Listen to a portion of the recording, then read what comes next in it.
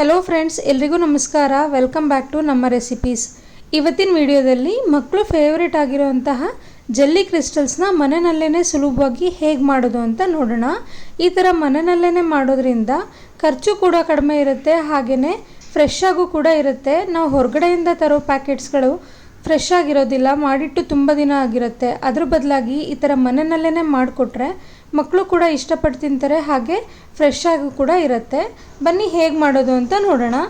ನಾನಿಲ್ಲಿ blue bird ಕಂಪನಿದು jelly crystal ಪೌಡರ್ನ ತೊಗೊಂಡಿದ್ದೀನಿ. ಇದರಲ್ಲಿ ತುಂಬಾ ಫ್ಲೇವರ್ಸ್ ಸಿಗುತ್ತೆ. Orange, strawberry, raspberry, mixed fruits, pineapple, ಈ ಥರ ತುಂಬ ಫ್ಲೇವರ್ಸ್ ಸಿಗುತ್ತೆ. ನಾನಿಲ್ಲಿ ಸ್ಟ್ರಾಬೆರಿ ಫ್ಲೇವರ್ನ ತೊಗೊಂಡಿದ್ದೀನಿ.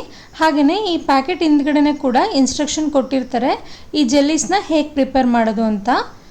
ಈ ಪ್ಯಾಕೆಟ್ ಹಿಂದ್ಗಡೆ ಇರೋ ಇನ್ಸ್ಟ್ರಕ್ಷನ್ಸ್ನ ಓದ್ಕೊಂಡ್ರೆ ಸುಲಭವಾಗಿ ಜೆಲ್ಲಿ ಕ್ರಿಸ್ಟಲ್ಸ್ನ ಮಾಡ್ಕೋಬೋದು.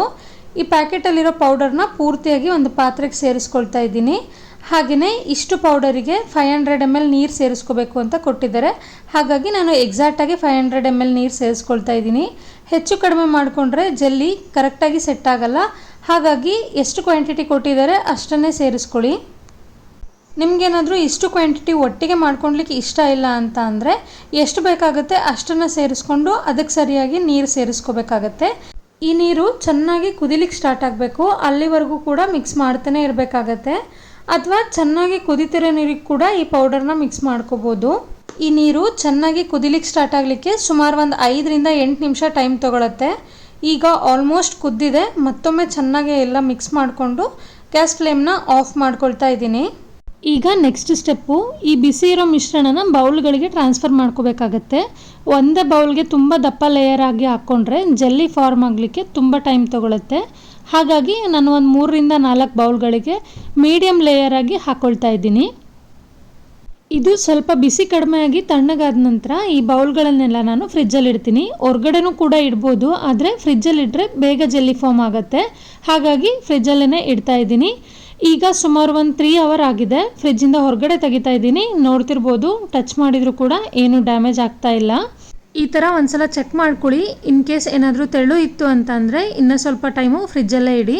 ನೋಡ್ತಿರ್ಬೋದು, ನಾನು ಇಲ್ಲಿ ಬೌಲ್ನ ರೊಟೇಟ್ ಮಾಡಿದ್ರೂ ಕೂಡ ಜೆಲ್ಲಿ ಕೆಳಗಡೆ ಬೀಳ್ತಾ ಇಲ್ಲ. ಇದು ಕರೆಕ್ಟಾಗಿ ಸೆಟ್ ಆಗಿದೆ. ಇದನ್ನು ನಿಮಗೆ ಯಾವ ಶೇಪ್ ಬೇಕೋ ಆ ಶೇಪಿಗೆ, ಯಾವ ಸೈಜ್ ಜೆಲ್ಲೀಸ್ ಬೇಕೋ ಆ ಸೈಜ್ಗೆ ಕಟ್ ಮಾಡ್ಕೊಳ್ಳೋಣ. ಇದೇ ಜೆಲ್ಲೀಸೇ ನಿಮಗೆ ಬೇರೆ ಕಲರ್ ಬೇಕು ಅಂದರೆ ಬಿಸಿ ಇರೋ ಮಿಶ್ರಣಕ್ಕೇ ಬೇರೆ ಫುಡ್ ಕಲರ್ನ ಸೇರಿಸ್ಕೋಬೇಕಾಗತ್ತೆ. ನೋಡ್ತಿದ್ದೀರಲ್ವ ಎಷ್ಟು ಚೆನ್ನಾಗಿ ಜೆಲ್ಲೀಸ್ ಫಾರ್ಮ್ ಆಗಿದೆ ಅಂತ. ನೀವೇನಾದರೂ ಈ ಜೆಲ್ಲೀಸ್ನ ಸ್ಟೋರ್ ಮಾಡ್ತಿದ್ದೀರಾ ಅಂದರೆ ಇದು ಸಿಂಗಲ್ ಲೇಯರಲ್ಲೇ ಇರಬೇಕು. ಇನ್ ಕೇಸ್ ನೀವೇನಾದರೂ ಗ್ಲಾಸ್ ಜಾರಲ್ಲಿ ಅಥವಾ ಬಾಕ್ಸಲ್ಲಿ ಸ್ಟೋರ್ ಮಾಡ್ಕೊಳ್ತಿದ್ದೀರಾ ಅಂದರೆ ಈ ಜೆಲ್ಲೀಸ್ ಎಲ್ಲ ಡೀಪ್ ಫ್ರೀಸ್ ಆಗಿಬಿಟ್ಟು ಶೇಪ್ ಹೋಗಿಬಿಡುತ್ತೆ. ಹಾಗಾಗಿ ನೀವು ಸ್ಟೋರ್ ಮಾಡ್ಕೊಳ್ಳೋದಿದ್ರೆ ಬೌಲ್ ಸಮೇತನೇ ಸ್ಟೋರ್ ಮಾಡ್ಕೋಬೇಕಾಗತ್ತೆ. ನೋಡಿದ್ರಲ್ವ ಎಷ್ಟು ಸುಲಭವಾಗಿ ಮಾಡ್ಕೋಬೋದು, ಹಾಗೆಯೇ ಎಷ್ಟು ಚೆನ್ನಾಗಿ ಕಾಣಿಸ್ತಿದೆ ಈ ಜೆಲ್ಲೀಸ್ ಎಲ್ಲ ಅಂತ.